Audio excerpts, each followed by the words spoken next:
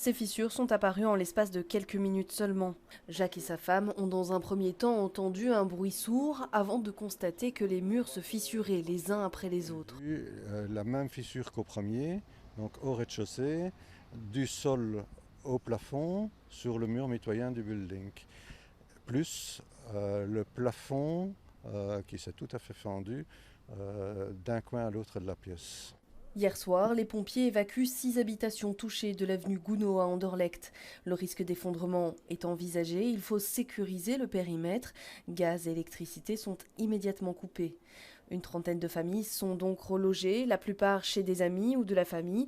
Les autres logent à l'hôtel en attendant les résultats de l'expertise. Vivaco pensait dans un premier temps que c'était une fuite sur une grosse canalisation d'eau, mais apparemment c'est plutôt un problème de nappe phréatique, parce qu'il faut savoir qu'on est ici sur la trémie du métro, et donc il y a toute cette interaction avec la trémie du métro qui s'opère.